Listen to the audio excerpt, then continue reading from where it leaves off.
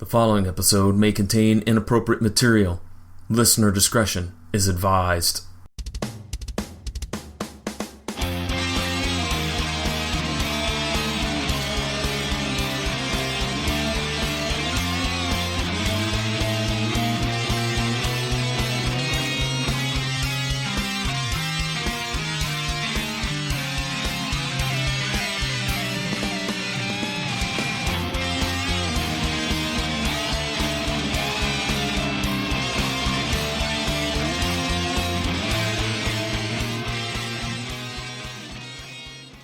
All right, everybody, grab your fried chicken, your gigolos. It is Jason and John, and we're here to talk about Matlock.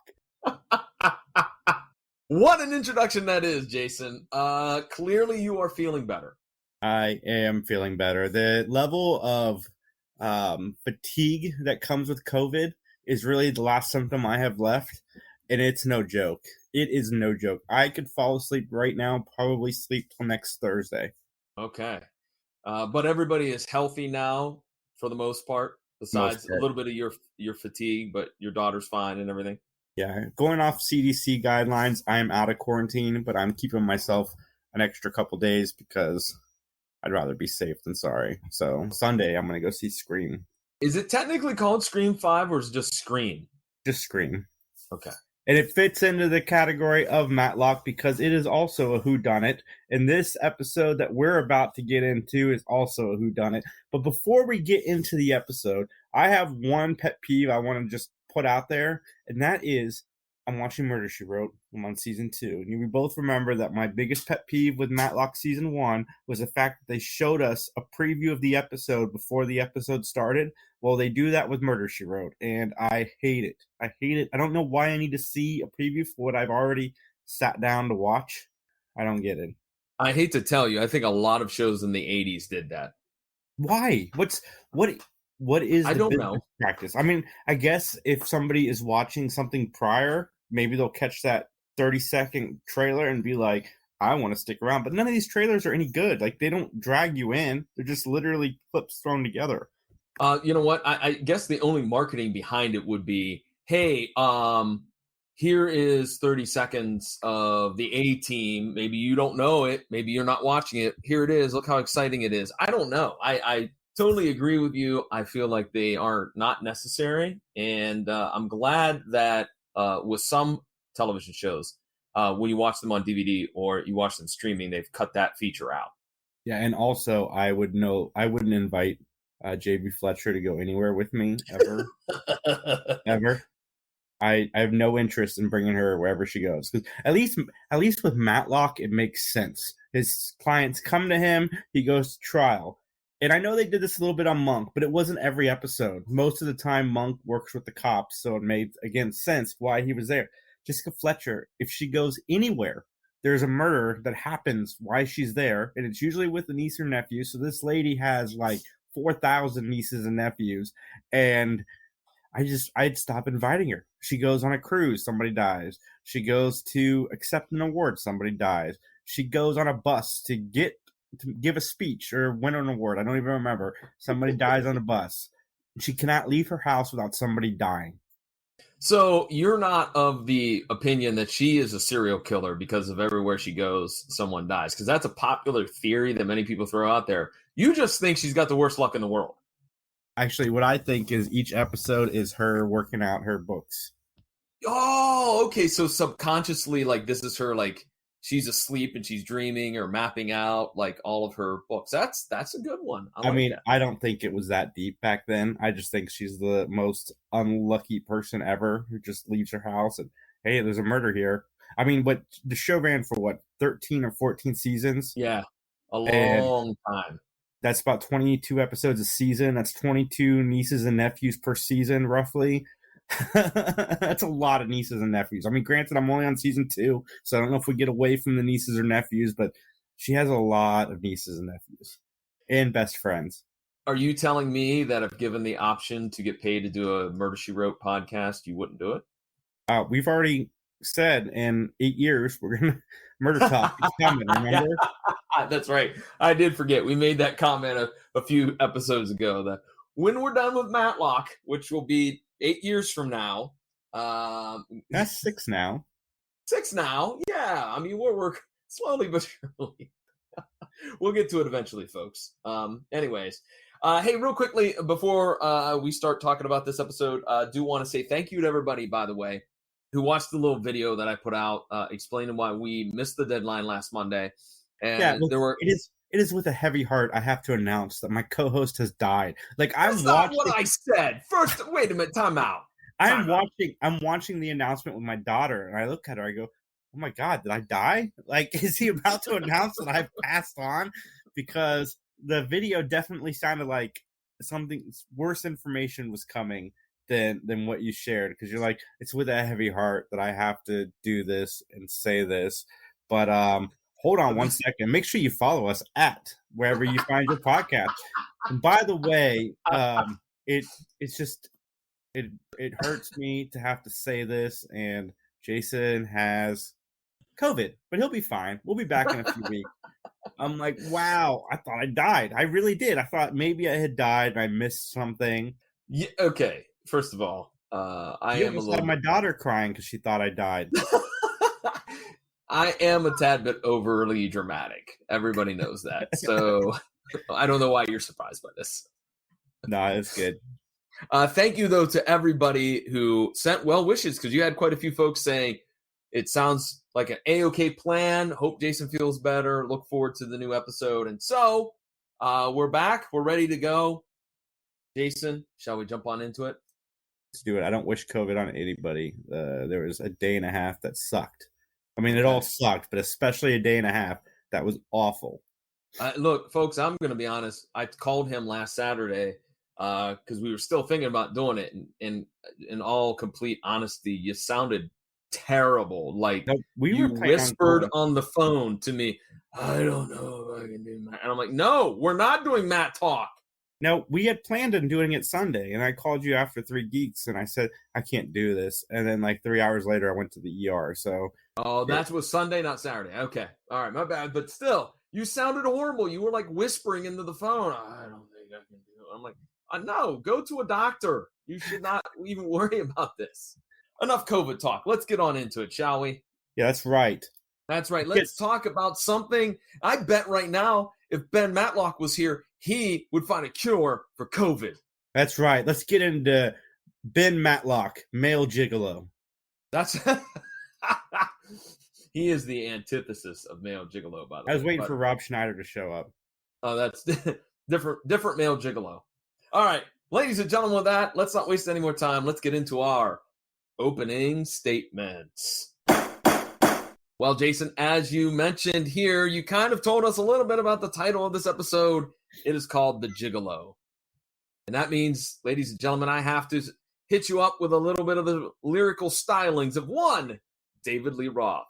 Because I'm just a gigolo, and everywhere I go, people know the part I'm playing. Come on, Jason, sing along. Paid for every dance, selling sweet romance. Oh, what they're saying. There will come a day when youth will pass away. What will they say about me? When the end comes, I know there's just a gigolo. No. And life goes on without me. Yeah, there we go. All right. You really need to learn the song, man. Well, the original air date for this episode, January 19th, 1988. And Jason, we have a few guest stars that I'm going to run down real quick. The first one is Jane Halloran. She will be playing the role of Laura Frazier. But she played Stella in the movie Body Heat, Nurse Randall in the movie My Girl, and Nurse Gaynor on several episodes of Santa Barbara. My Girl was the first movie I ever cried in theaters, too. Really? Yeah. The movie devastated me, seeing a little Home Alone kid in a freaking coffin. I have never seen it, to be honest with you. Really? Yeah, I've never seen it. Good movie. I don't think that it was like in my wheelhouse. That's why I didn't see it. But what I do remember is one of Miss Halloran's credits here, Body Heat. I remember seeing that movie on the wall of my local video store. And I remember looking at it and was like, ooh, this looks like something that I shouldn't watch. Because it's kind of one of those crime noir that's got a hint of like sexual tension. Kathleen Turner's in it. And I'm like, I think the box, if I remember correctly, has like somebody peering through the blinds and there's a half naked woman on the cover. And I was like, ooh. So a 7-year-old John was very confused as to whether he should be looking at this VHS box or not. One of the rare erotic thrillers not starring Michael Douglas. Yeah. Yeah. William Prince is our next guest star. He will be playing the role of Garland Frazier. And you might know him from a plethora of different movies, but here's just a few highlights. Mr. Keys in Spies Like Us. Jason, have you ever seen Spies Like Us? No, but it's on my queue to watch. It's pretty awful. I'll just throw that out there. It's not a very good movie. It's got John Lovitz in it, right? I believe so, but the main characters are Dan Aykroyd and Chevy Chase. Dan Aykroyd is one of those actors. I don't like him when he stars in things. I only like him when he's in ensembles. But I love John Lovitz. Well, it's a comedy about, some spies from the U.S. being sent to Russia. I remember as a kid going, this is not funny. Like I rented it from that said local video store and I did not dig it. But William Prince is also known as Ike Mazard in the film The Stepford Wives. And one of my favorite films, he was Edward Ruddy in the movie Network. I've never seen it. Another gap in my film knowledge. Man, it is really good, and it's kind of scary how spot on some of the predictions are that they make in that movie. It's fantastic. Okay. All right, and our next guest star is a young lady by the name of Penny Fuller. She will be playing Barbara Raymond. You may know her as Teresa on Mad About You, Marilyn Carter on Melrose Place, and Margaret Mary McMurphy on China Beach, as well as many other small roles in various different TV projects. And the last one I threw down here only because of a personal connection that I wanted to talk about real quick. Our final guest star is Stephen Memel. He will be playing the Gigalo himself, Scott Lazar. He was known for a recurring role on The Bold and the Beautiful as Tim Barlow. Interestingly enough, though, he worked as the music director on several of those Alvin and the Chipmunks animated films. But for me, I thought it was interesting he was married once to Isabella Hoffman. Of course, she played Megan Russert on one of my favorite shows, Homicide: Life on the Street. With Munch, who we've talked about many, many, many wonderful times on this show.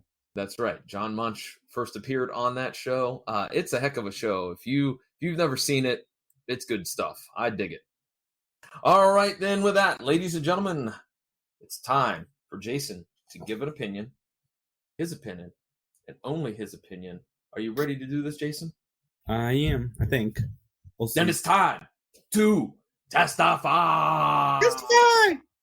The plot of The Gigalo is a young, dashing dance instructor is accused of killing his dance studio partner while screwing around with a bunch of other women.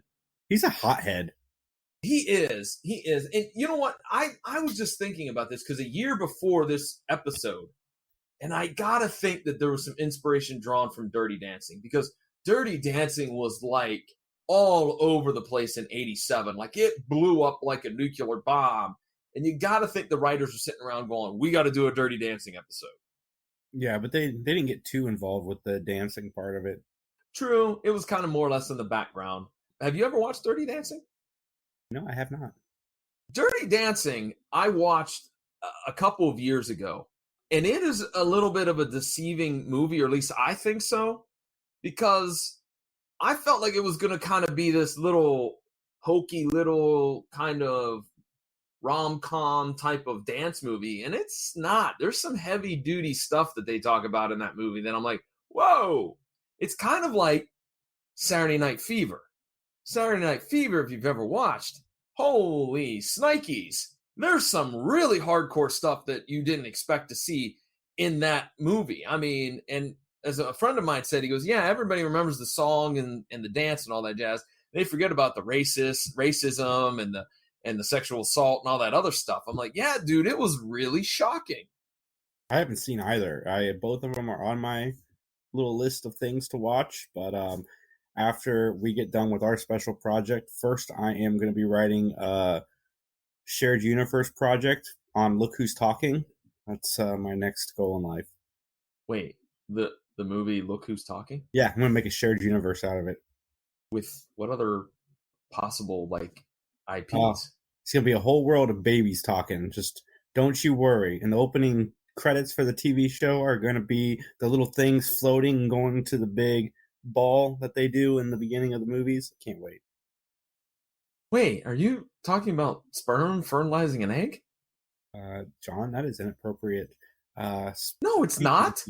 It is And not. It is a medical terms. I used a medical description of the conception of a child. I'm not really writing that. I was just, you mentioned John Travolta, so. Oh, okay. Now I was completely like, where are you going with this? So, okay. Anyways, let's get to the opening scene of this episode. We see a couple dancing, and man, oh man, there's some romantic tension between the two. And it ends up being Barbara and, of course, Scott Lazar. Barbara goes to try to kiss Scott, but she's interrupted by Laura Frazier, who then scolds her business partner, Scott, and then storms off. Scott follows her, and they argue in the parking lot. Scott wants to marry Laura, but she's already married, which I was like, wait, time out. wait a minute. So instead of the gigolo being kind of the single guy that's philandering around, it's the married woman. So it was a little bit, I don't know, it was a little bit at the beginning. I'm like, wait, that doesn't seem to be the standard cheating affair that we're used to in our dramatic 80s television. But Scott returns to the studio and he's confronted by Dash Harrison. Dash Harrison. Is that a name or what? That is a name. I don't think that I would trust a guy named Dash Harrison. I don't care if he's a dance instructor, if he's the mayor of my town, if he was a guy that worked at the Jiffy Lube down the street. Anybody named Dash Harrison, I would not trust that dude. Yeah, I probably wouldn't either. And I hope we don't get an email from a Dash Harrison and he's very mad at us. Or she, because dash is kind of it's a verb. I guess it could go either way, gender-wise. Anyways, we cut to Laura coming home. And her husband is there and, asks her where she's been. And she gives I was at a meeting. And then they kind of like have a little banter back and forth. And off we go.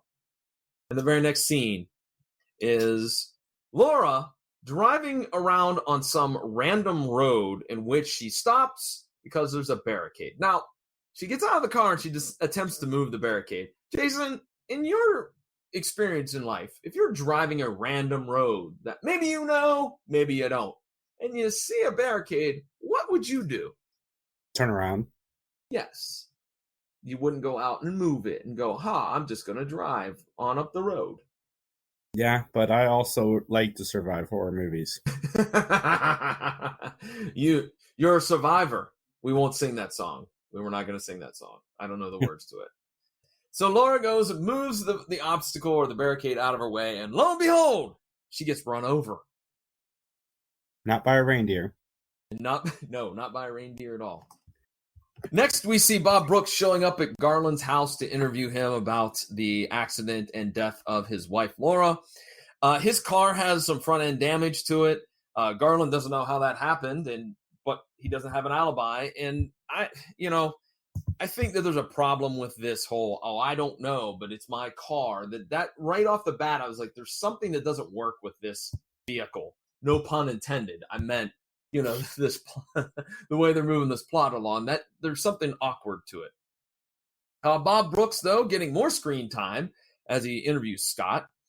And he finds out that Scott has a matching car key to Garland Frazier's car, which, again, I'm like, this doesn't make sense. This is like a square peg trying to be jammed into a round hole, at least in my opinion. Jason, do you have any thoughts?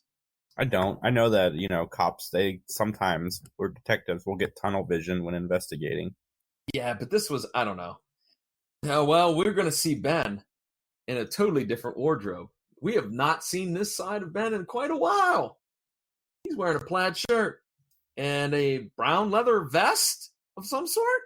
Yeah, all he wants to do is fish. That's right. He's going fishing. So I guess that leather vest, I'm not a fisherman, but I guess that goes with the motif. And so Ben agrees that after interviewing Scott and Scott continuing to say that he loves Laura and that he's not a gigolo, Ben decides that he's going to take the case. Yeah, after he snaps at Matlock too, which goes back to what I said about the hothead thing. Yeah, he is kind of a jerk. You would think that the guy that is, I don't know, the best at getting people off of murder charges, you'd be a little bit nicer to. Especially if somebody's seeing as many women as he's seeing too. Believe I think it. he'd be too tired to yell. You would think that there would be a long list of dudes that would want to kill him, right? Yeah. So, here we go to a subplot of this episode that you and I have kind of been waiting on. And we've talked about it in the past a little bit, but here we go. Ben enters his house and he doesn't turn on the lights. And instead he trips over a chair and then Julie runs down the steps and hits him with a vase before they turn on the lights. And it's like, what are you doing? And lo and behold, Julie is staying with Ben at his house. He's like, we can just, it'll be fine. We can share. It'll be okay. And poor Matlock, he's just trying to get in there, and she's like, no, the neighbors will talk. The neighbors really loved to talk in the 80s, didn't they? Because like every show I watch, it's, Mom, we don't want the neighbors talking. But how are the neighbors going to know if you're sleeping in separate beds? Like, what's the difference? Well, I think that's why Ben says, and I quote, to hell with them, end quote. She is unsure of staying with Ben, but you know what? And here, I like this. This was cool that they give a split screen shot of Ben and Julie in their respective rooms. And, it's good. It's nice that we see we're moving that relationship along a little bit from its early stages. Like, if they had used the excuse, like, she's not ready for that kind of relationship, that would have been one thing. I'm afraid of what the neighbors would say. They're grown people. I mean, like, they're about as grown as you can get. But I hate to be that guy, but I think it's that generation. Like, they don't want people talking about them. Like, because I mean, but they're in the same house. People are going to talk anyway. It's not like they can see in the bedrooms. I know, but I'm telling you, it was a mindset of people of that age that they did not want. I had great aunts and great uncles that would be the same way, dude. Absolutely. You know what? Here's a good time to plug where you can send us your thoughts on this topic. What about it? Who cares what the neighbors think? You can drop us an email if you like. And Jason, what's that email address? It is benmattalk@gmail.com. Speaking of emails, Nicole, I'll get that DVD out to you soon. I'm sorry, I just haven't been feeling well. And ladies and gentlemen, don't forget about Twitter and Facebook. On Twitter, we're at Mattalk_podcast. And on Facebook, we are at Mattalk Podcast, all one word. One thing that we did kind of overlook is that Julie, while she's staying in her room, knocks over an alarm clock and Ben comes to check on her, which I thought was nice and sweet. I mean, I like this relationship. I like where it's going. They've always had good chemistry. And what do you know? The next morning, Julie is still there. As they discuss their habits about eating breakfast and sharing the newspaper. And Julie brings up that she has been assigned to the Lazor case. Hold on. You've overpassed a whole chunk of stuff I want to discuss. Oh. She makes Ben breakfast, and he can't eat any of it because of his cholesterol. Nothing in Matlock up until this point has suggested that Ben is at all worried about his cholesterol. Well, wait a minute. Time out. He waits until his girlfriend makes him dinner to be worried about his cholesterol or breakfast. Okay. Point well taken on that, but let's wait a minute. Let's be honest. Think about your own parents. Think about your grandparents. They listened to their doctor for literally maybe 3 days, maybe a week if you're lucky. If they went to the doctor goes, you got to cut out bacon because you have high cholesterol. I know for a fact that my father would have listened for about, 4 or 5 days. And by the following week, he'd be eating bacon. See, I was waiting, and this is a missed opportunity in this show that would have added a level of comedy. I was waiting for a scene to cut to them at the courthouse and Ben with 3 hot dogs in his hand and have her make a comment. Yes, that would have been great. That would have been awesome. I do agree with you. It seems like it's shoehorned in, but from my experience, again, thinking about my own parents and my grandparents, that's probably something that they were told something about a doctor and they listened for a little bit and then they moved on. They forgot about it because, Or he was pretending to listen just to right. look good in front of his girlfriend. That's true. That's true.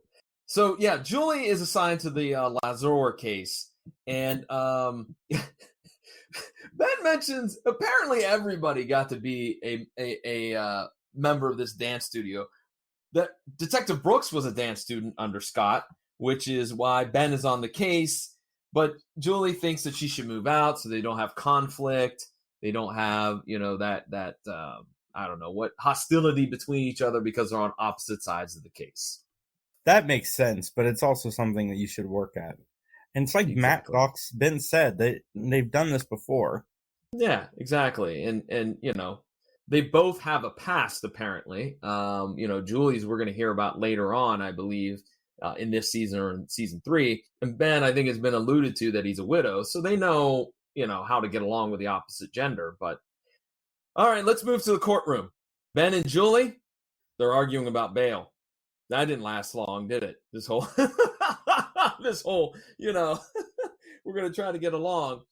I loved it. I really did, and enjoyed the banter between the two of them. Oh, I loved it too. And then when they're walking back from the judge's bench, she's like, "I'll make dinner tonight. I'm going to make some of the best chicken you've ever had." And he's like, "Oh, it's gonna be good. Thank you." That's right. That's right. So we go to a scene where Michelle is interviewing Garland Frazier. Garland announces that he does know about his wife's messing around. In fact, he hired a PI, but he couldn't find anything. And Michelle brings up that maybe this affair could damage his political aspirations. I don't know if you're. I just kind of felt like Garland wasn't that motivated to do anything, let alone run for political office. He just seemed like a schlub character. Yeah, no, he just wanted to feed off the rich. Mm-hmm. So Ben walks in the studio and he finds Barbara dancing all by herself. I forget, she was doing the merengue or something. I don't know. And he interviews her. And I did find it humorous that I like how Barb continues to dance even while answering questions of Ben. I thought that was kind of funny.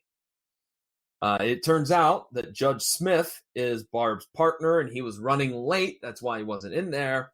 And again, I wrote down here, does all of the Atlanta's justice system go to dance lessons? Apparently they do. That must have been the hot thing to do. Again, everybody watched Dirty Dancing the year before, and they're like, oh, this looks like fun. I'm going to go do it. Now I've had the time of my life. And something new. So many people are like, stop singing, you two idiots. You two idiots, stop singing. All right, here we go. Julie, she brings the thunder. She brings the 5-star fried chicken to Matlock in his own home. How about that? He can't stop talking about it, can Ben? I couldn't tell if he actually liked it or not because he was laying it on pretty thick. I thought the same thing. I'm like, is it really that good? Are we going to get a scene where she leaves the kitchen and he does this, where he like spits it into a napkin? You know what I mean? But he loves it. And they start talking about the case. And here we go. This is where they end up with an argument. And we go back to that split screen of the bedrooms. And everybody kind of looks a little bit ticked off at one another. And that's driven home by the next morning when Julie has everything organized for Ben and she hurriedly leaves the house for a meeting. And I wrote down passive aggressive much. Next up, we see our main man, Tyler Hudson. Yeah, that's one of the cameos you forgot to mention in the when you mentioned guest stars. You forgot to mention Keen Holiday. Yeah, it took almost half the episode for him to show up. So Tyler's at the dance studio. And man, he watches Dash Harrison swerve a client into a bigger contract. And I'll tell you right now, I wonder who would be the bigger hustler. Is it Tyler Hudson or is it Dash Harrison? My money's on Tyler. He's got the track record to prove it. See, I think Tyler could do it, but he's got a good sense of right and wrong on him. So I don't think he'd actually do it. But yeah, he would run a better game than the other dude. I mean, obviously we've seen it at so many times prior to this episode. By the way, Dash Harrison's mullet is out of control, by the way. Most mullets are. Yeah, especially in 1988. Tyler interviews Dash, and he states that Dash is a former lover of Laura. I like how Dash used the phrase like chum, and then Tyler threw it back in his face when he was leaving the office. I like that. I thought that was some good, snarky, swarthy, jerk-like comment. I dug it. Yeah. We go back to the courtroom where Ben is questioning Garland Frazier. Garland sold some of Laura's jewelry, and he sold off an office building. Why? Because he has some financial problems. There's a $2 million life insurance policy on Laura, by the way. And it's also revealed that Garland's valet, his butler, whatever you want to call him, wasn't at the estate despite his claims of doing so. Huh. Now, that seems a little fishy, does it not, Jason? It does. It does, but we find out exactly what is going on with Garland. What do you know? Garland has a daughter with another woman. Dun, dun, dun. Laura totally doesn't know anything about this woman, Caroline, who died. That's the mother. And so Garland sneaks off periodically to spend time with his daughter. So that's why there is no alibi for Garland Frazier. I just kind of thought, though, that his excuse of like he uses another car because he didn't want to be like, oh, I didn't want everybody to notice the Mercedes. What's the other car if you're a rich dude? Like, do you have an AMC Eagle laying around so that you're like, I'll just jump in the AMC Eagle? Yeah, that is 100% accurate. I know I want to jump in an AMC Eagle. Jason, do you recall the AMC Eagle? I do not. I have no idea what it is. No, it's wonderful. I hope one of our listeners owned one, rode in one, or drove one to high school or wherever. I want to hear from you, please. Anywho, I digress. Ben comes home, and guess what? He finds a Dear Ben letter. Julie moved out. She did. Were you afraid that's the end of this relationship, Jason? I was not, but I was. Okay. I felt bad for him because he comes in with some nice Chinese food. The thought that went through my mind is he's got to eat all that Chinese food. And my thought in my mind is cholesterol is bad with Chinese food. Cholesterol? Is that what you said? Yeah. It's right. Through the roof with Chinese food. I just thought the way you said it, I'm like, wait, did he say cholesterol? I was going to say cholesterol? No, cholesterol. I did. I said it wrong. It's okay. I'm blaming my COVID brain. There you go. But Ben goes to Julie's office the next day, and he pleads for Julie to come home. And I thought this was a great scene. It tugged a little bit my heartstrings. How about you? It did. It was very touching. Mm-hmm. So Ben is timing how long it takes to get to a tanning salon because this is kind of what Barbara had claimed where she was. That's her alibi, for lack of a better term. Who rolls up but Michelle Thomas in a BMW? Number one, why don't you buy American, Michelle? 2, you make that much cash? Yeah. 3, Matlock seems to be a tightwad, as we already know, and he allows a salary that allows you to get a BMW? Yeah, they make some good money, and especially back in the 80s. I know, but 6 figures was a lot back then. I suppose, but man, oh man. All right, I digress. Michelle reveals that she got a ticket for speeding, and that gives Ben an idea. And we see that idea come to fruition in our next scene, which is our final courtroom scene where Barbara is being questioned by Ben. It's revealed that Barbara really couldn't afford dance lessons, which I was like, wait a minute, time out. If you can afford to go tan every freaking week, then I think you can also afford dance lessons. But again, I'll table that comment for a moment. Ben believes that Barb had borrowed the car keys from Scott and copied them and then put Scott's pen, all of this put into Garland's car.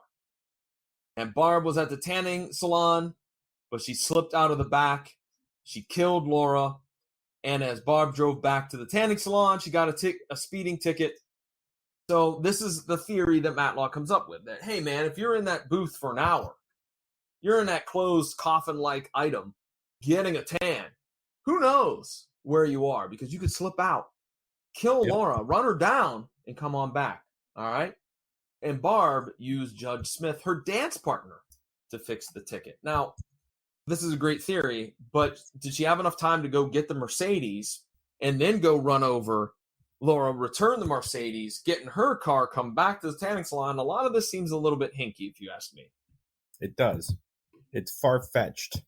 Ben has the original copy of the ticket, and it is time-stamped at 8:33 p.m., which would be right in the time frame of Laura's death and when Barbara's supposed to be at the tanning salon.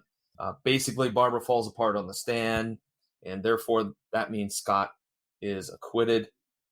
And what do you know?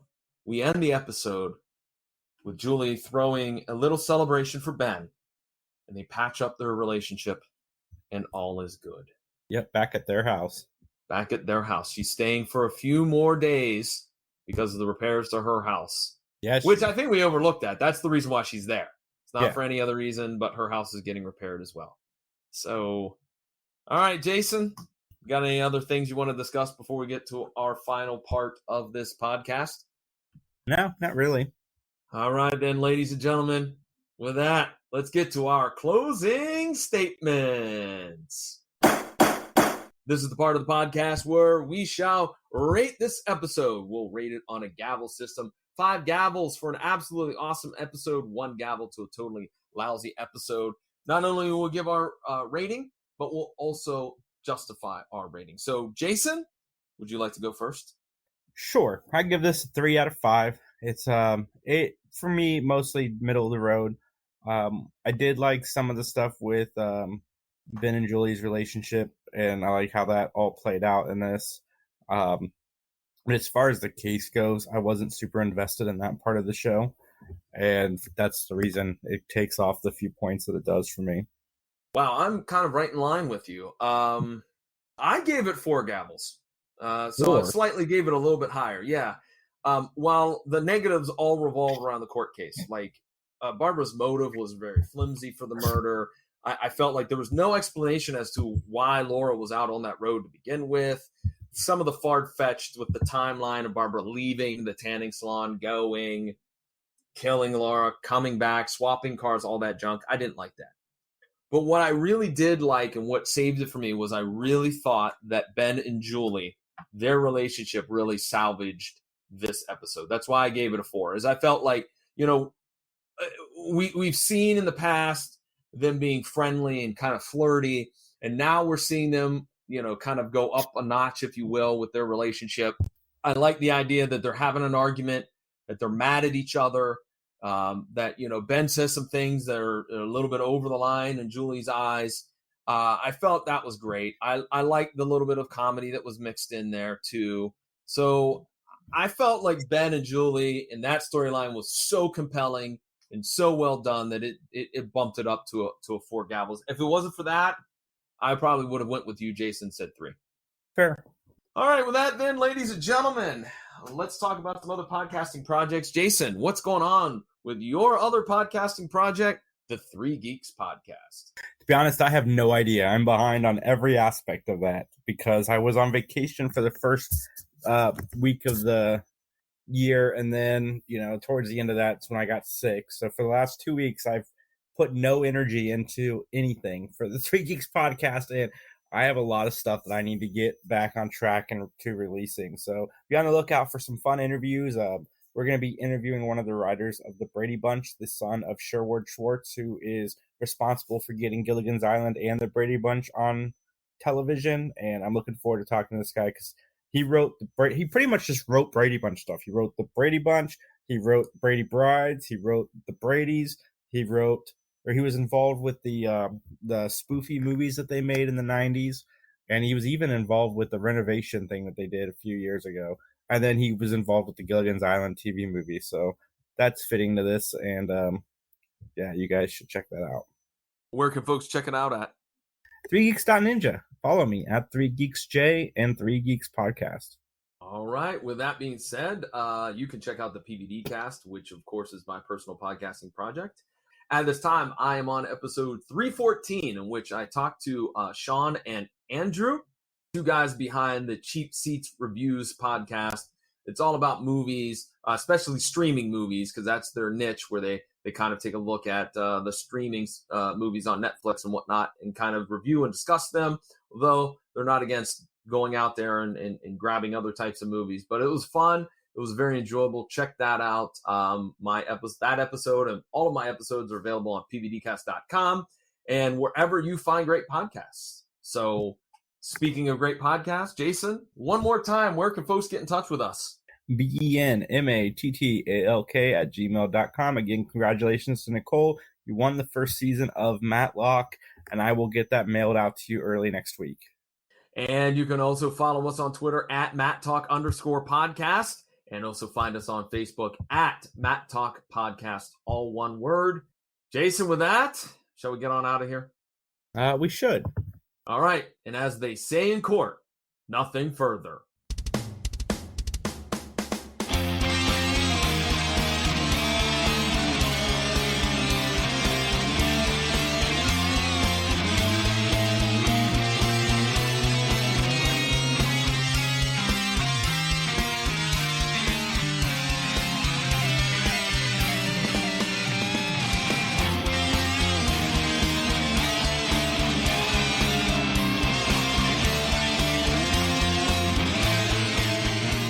The following has been a joint production of the Three Geeks Podcast and John Orlando Enterprises, LLC. Copyright 2022.